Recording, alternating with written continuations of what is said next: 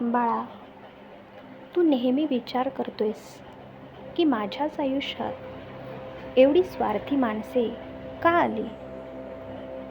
मी तर सर्वांचे चांगले करण्याचा प्रयत्न केला, मग माझ्याच वाट्याला असा अनुभव का आला. तर आज शांत चित्ताने ऐक. तुझ्या आयुष्यात घडणाऱ्या प्रत्येक गोष्टीमागे एक सखोल अर्थ दडलेला असतो. आयुष्यात काही माणसे तुला सुख देण्यासाठी येतात, तर काही माणसे तुला शिकवण देण्यासाठी येतात. ही स्वार्थी माणसे प्रत्यक्षात तुझे गुरु असतात. ज्यावेळी तू कोणावर तरी अंधश्रद्धेप्रमाणे विश्वास ठेवतोस ना, आणि तो विश्वास तुटतो, तेव्हा तुला माणसाची खरी पारख होते. देव तुला या अनुभवातूनच हेच शिकवू इच्छितोय की कोणावर किती आणि कसा विश्वास ठेवायचा. जर तुला वाईट अनुभव आले नसते, तर तुला चांगल्या माणसांची किंमत कधीच कळाली नसती. जगाचा नियमच असा आहे की जेव्हा लोकांना तुमची गरज असते, तेव्हाच त्यांना तुमची आठवण येते. पण अशा वेळी तू दुःखी होऊ नकोस. उलट स्वतःचा अभिमान बाळग की तू त्या मेणबत्तीप्रमाणे आहेस, जी स्वतःहून जळून इतरांच्या आयुष्यात प्रकाश देते. स्वार्थी माणसे जेव्हा तुला सोडून जातात, तेव्हा समजून घे की तुझ्या आयुष्यातील एक कचरा साफ झाला आहे. त्यांच्या जाण्याने तुझ्या प्रगतीचा मार्ग आता मोकळा होतोय. माणूस जन्माला येतो तेव्हा कोणालाही सोबत घेऊन येत नाही, आणि जातानाही कोणाला सोबत घेऊन जात नाही. मग या मधल्या प्रवासात या स्वार्थी लोकांच्या वागण्याने स्वतःला त्रास करून घेणे कितपत योग्य आहे. लक्षात ठेव, ज्याला तुझ्याशी नाते जपायचे आहे, तो कोणत्याही परिस्थितीत तुला साथ देईल, आणि ज्याचा स्वार्थ संपला आहे, तो कोणत्याही क्षणी तुझ्यापासून दूर जाईल. हीच संसाराची रीत आहे.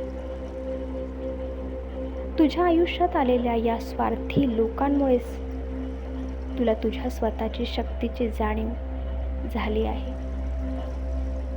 जेव्हा तुला कोणी मदत केली नाही, तेव्हाच तू स्वतःच्या पायावर उभे राहायला शिकलास. जेव्हा तुझा अपमान झाला, तेव्हाच तुझ्या मनात काहीतरी करून दाखवण्याची जिद्द निर्माण झाली. हे सर्व त्या स्वार्थी लोकांमुळेच शक्य झाले. म्हणून त्यांच्याबद्दल मनात द्वेष न ठेवता त्यांना धन्यवाद दे. त्यांनी तुला जगायचे वास्तव्य दाखवले. कधी कधी आपण एखाद्या व्यक्तीसाठी सर्वस्व अर्पण करतो, पण त्या बदल्यात आपल्याला फक्त उपेक्षा मिळते. अशा वेळी मन उदास होणे साहजिक आहे. पण बाळा, तू तुझे कर्म प्रामाणिकपणे केले आहेस ना, मग काळजी कशाला करतोयस. तुझे फळ तुला नक्कीच मिळेल. कर्माचा सिद्धांत सांगतोय की तू जे देतोस तेच तुला परत मिळेल. तू जर कोणाचे चांगले केले असेल, तर त्यांचे फळ तुला ईश्वराकडून मिळेल, त्या स्वार्थी लोकांकडून नाही. त्यामुळे कोणाकडून ही अपेक्षा ठेवणे सोडून दे. जिथे अपेक्षा संपतात, तिथे दुःखाचा अंत होतो. लोकांच्या स्वार्थी वागण्याने तुझा स्वभाव बदलू नकोस. जर समुद्राने लोकांच्या घाणीमुळे खारे होणे सोडले नाही, तर तू चांगुलपणा का सोडावा? तुझा चांगुलपणा ही तुझी ओळख आहे. लोक त्यांच्या स्वभावाप्रमाणे वागतील, तू तुझ्या संस्काराप्रमाणे वाग. स्वामी तुझ्या पाठीशी खंबीरपणे उभे आहेत. जोपर्यंत तू कोणाचे वाईट चिंतत नाहीस, तोपर्यंत तुझे कोणीही वाकडे करू शकत नाही. आयुष्यात एक गोष्ट नेहमी लक्षात ठेव, प्रत्येक ठिकाणी प्रसंग तुला अधिक मजबूत बनवण्यासाठी येतो. ज्याप्रमाणे सोन्याला आगीत तापवून सुलाखून निघाल्याशिवाय झळाळी मिळत नाही ना, त्याचप्रमाणे माणसाला संघर्षातून आणि कडू अनुभवातून गेल्याशिवाय जीवनाचे मर्म समजत नाही. तुझी ही स्वार्थी माणसे तुझा संयम तपासणारी परीक्षा आहे.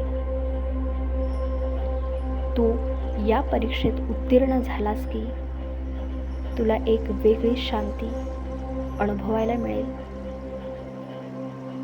कधीही कोणासमोर आपल्या दुःखाचे प्रदर्शन करू नकोस, कारण स्वार्थी जग तुझ्या दुःखाचा उपयोग स्वतःच्या फायद्यासाठी करू शकते.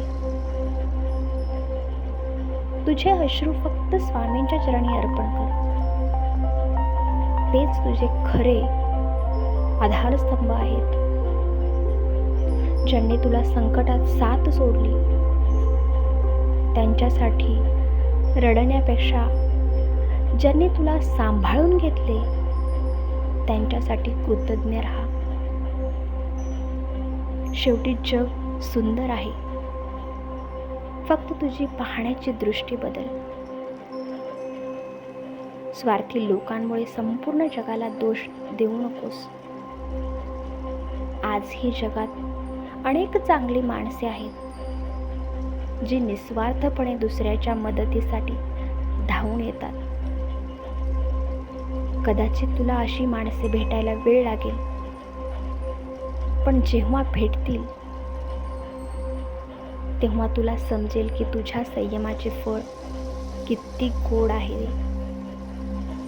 शांत राहा, नामस्मरण करत राहा आणि तुझ्या कर्तव्याकडे लक्ष दे. कोणाचे वाईट करू नकोस आणि कोणाच्या वाईट वागण्याने स्वतःला त्रास करून घेऊ नकोस. हीच खरी साधना आहे. स्वामी नेहमी तुझ्या सोबत आहेत, तुझी काळजी घेण्यास समर्थ आहेत. भिवू नकोस, मी तुझ्या पाठीशी आहे.